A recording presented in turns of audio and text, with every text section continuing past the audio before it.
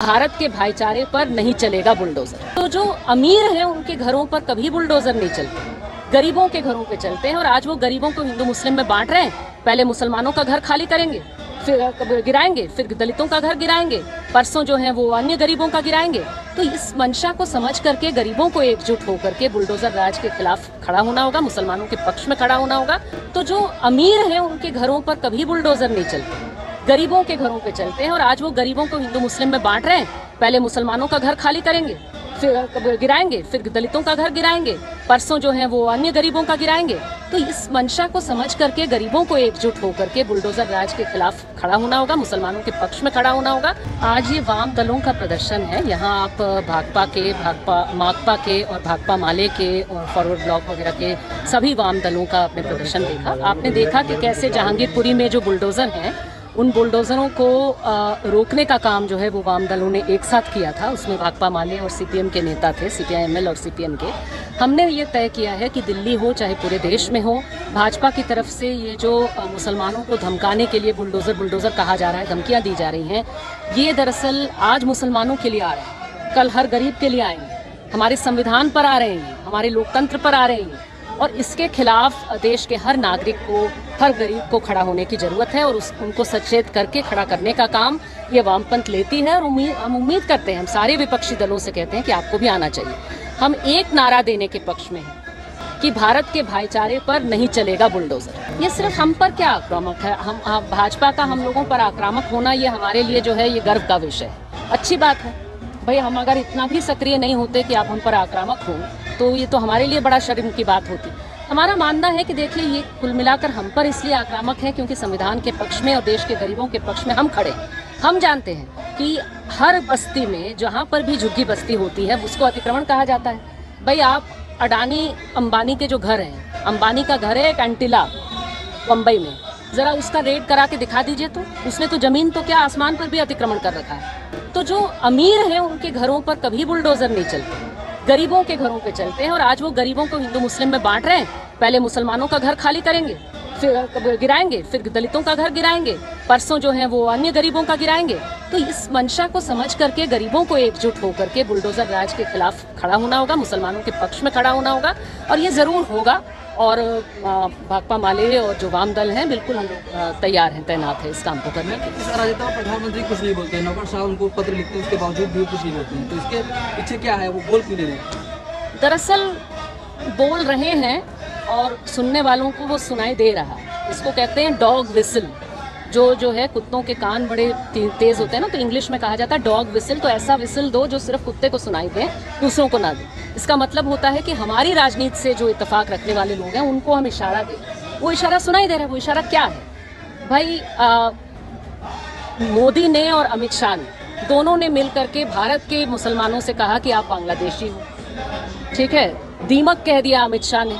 वो क्या था? उसी को सुन करके असम में बुलडोजर चले। पहले हम याद रखते हैं भाई, वामपंथी लोग जल्दी भूलते नहीं है। हमने पूरा जो है हिसाब बना रखा है। असम में चले बुलडोजर, मुसलमानों के, गरीब मुसलमानों को ये कह करके कि तुम बांग्लादेशी हो, तुम्हारा अतिक्रमण करेंगे। रोहिंगा शब्द को उन्होंने गाली बना दिया। रोहिंगा जो शरणार्थी हैं, जिनके पास कुछ नहीं है, भगाया गया है, उनके पास किसी देश की नागरिकता नहीं है बेचारे, उनको जो है कुछ हजार लोग, मुश्किल से 10,000 लोग होंगे भारत में, उनको जो है आप शरणार्थी का नाम को गाली बना रहे हैं, मुसलमानों को कह रहे हैं। जो बांग्ला भाषी मुस्लिम है भारत में, उसको आप बांग्लादेशी कह रहे हो और भगाने की बात कर रहे हैं। तो ये जो भाषा है ये सीधा मोदी शाह से आता है। और इसीलिए उनकी चुप्पी नहीं है, उनका वो ग्रीन सिग्नल है, वो ग्रीन सिग्नल फ्लैश कर रहा है उनके लोगों को, और ये कर रहे हैं। लेकिन मेरा मानना है कि अगर इनकी बुलडोजर को रोकना है और ये समझ करके रोकना है कि वो क्या खतरनाक चीज़ है, ये कैसे हम सबको बांट करके वो यहाँ हमारे सबके ऊपर जो है अंबानी अडानी का राज शाम का ये करेंगे, थोपेंगे हमारे ऊपर, और हिंदू राज के नाम पर ये मनुस्मृति का राज थोपेंगे हम सारे लोगों पर। तो इसके खिलाफ हम सबको बोलना होगा। और ख़ास करके देश के जो गरीब उत्पीड़ित लोग हैं, जो उत्पीड़न क्या है जानते हैं, गरीब के घर पर बुलडोज़र चलता है तो क्या हाल होता है जानते हैं, उन सबको खड़े होना होगा कि आज आप मुसलमानों पर अकेले जो चलाने की बात कर रहे हैं, बुलडोज़र को एक सिंबल बना दे रहे हैं कि मुस्लिम विरोध का मतलब बुलडोज़र मतलब हंसने लगी है कि है मुस्लिम का घर गिर रहा है, मुस्लिम का दुकान गिर रहा है। ये शर्मनाक चीज़ के खिलाफ हर नागरिक को अपने अंदर झांक करके बोलना हो। बिल्कुल ये शर्मनाक बात है। आम आदमी पार्टी जो है इस मामले में अपनी जो मंशा है वो जो दिखा रही है, जिस मंशा की नुमाइश कर रही है वो बहुत ही गलत है, बहुत ही ख़राब है। बुलडोज़र चलने में भी PWD जो आम आदमी पार्टी के साथ है, ये MCD के साथ, NDMC के साथ खड़ा रहा, ये बिल्कुल गलत है। और जो भाषा ये बोल रहे हैं कि दंगों के लिए बांग्लादेशी और रोहिंगा जिम्मेदार हैं और भाजपा वालों ने ही बसा रखा है बांग्लादेशी रोहिंगा, क्या भाषा है ये? दंगों के लिए कहाँ बांग्लादेशी जिम्मेदार है? दंगों के लिए कहाँ जो है रोहिंगा जिम्मेदार है बेचारे?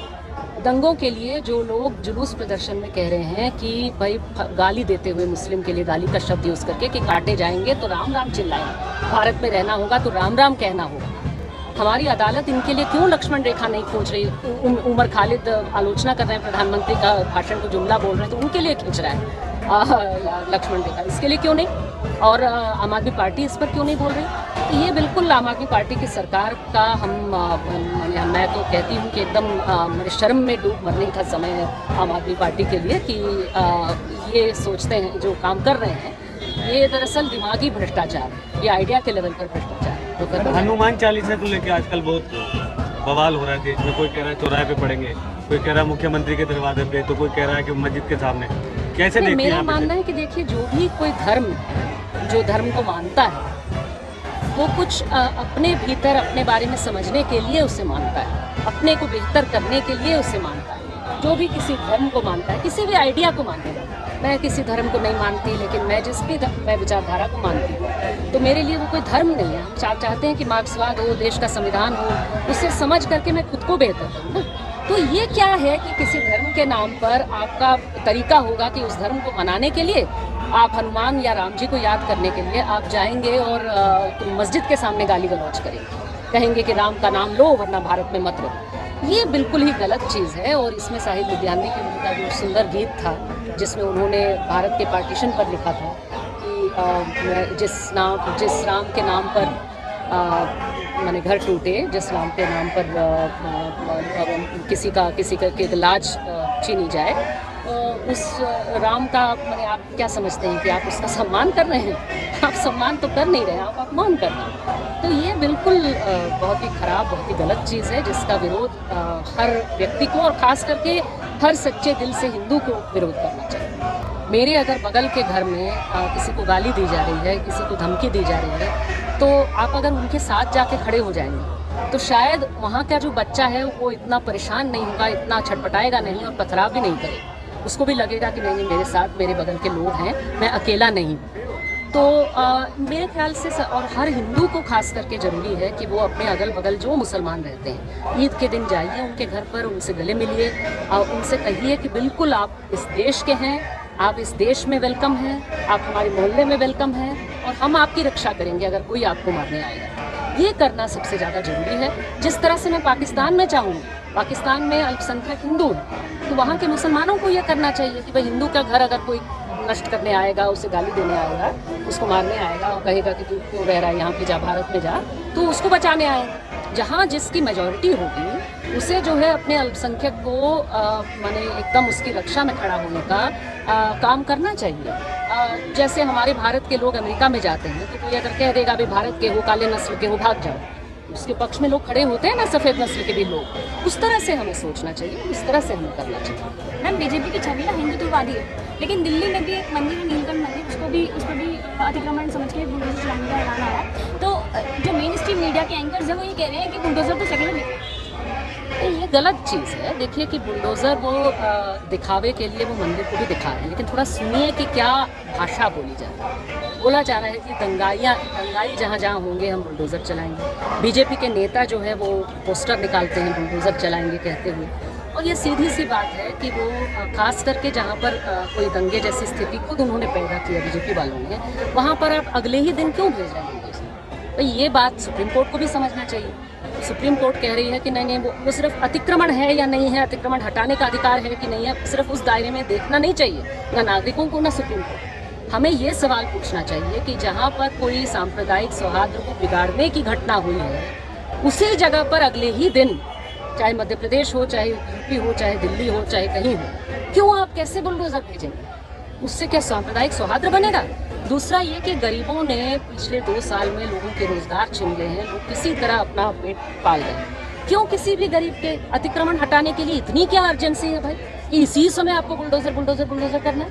किसी गरीब का घर मत ढाइए इस समय, मुसलमान हो हिंदू हो कुछ नहीं, कोई अतिक्रमण नहीं। अतिक्रमण करना है जाइए अंटिला जाइए, हिम्मत है जाइए, नरेंद्र मोदी अमित शाह लीड करके जाए, रेड लीड करें, अंटिला में जाए, अडानी का घर कहाँ है वो तलाशते हुए जाएं गुजरात में, उसको रोकें, वहां पर देखें ना कितना अतिक्रमण है। नहीं गरीब जो किसी तरह मतलब अपना ठेला चला रहा है, आप ठेले पर बुलडोजर चला रहे हैं, जिस ठेले से किसी तरह, और उसमें सिर्फ मुस्लिम थोड़े आएंगे, जाहिर सी बात है हिंदू भी आएंगे। तो मैं कह रही हूँ कि देश के हिंदू गरीब भी नहीं, इसको सेक्युलर होने की बात नहीं है, बात है गरीबों के लिए खतरा है बुलडोजर से। गरीबों के लिए आज मुसलमानों को निशाना बना करके मुसलमान को हटाएंगे, फिर दलित को हटाएंगे, फिर और गरीबों पर आएंगे, और तब और गरीब कमजोर हुए रहेंगे क्योंकि उनके साथ मुसलमान नहीं होंगे। क्या लगता है आपको कि महंगाई के मुद्दे से ध्यान भटकाने की कोशिश है?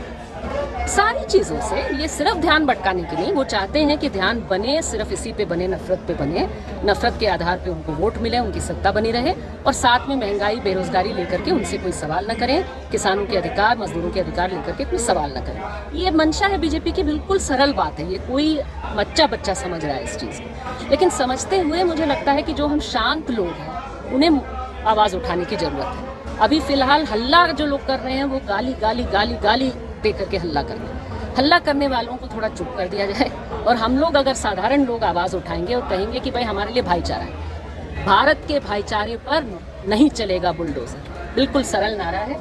इस नारे को अगर देश का हर नागरिक, हर सच्चा नागरिक देगा, हर सच्चा हिंदू देगा कि भाई मुसलमान के घर पर नहीं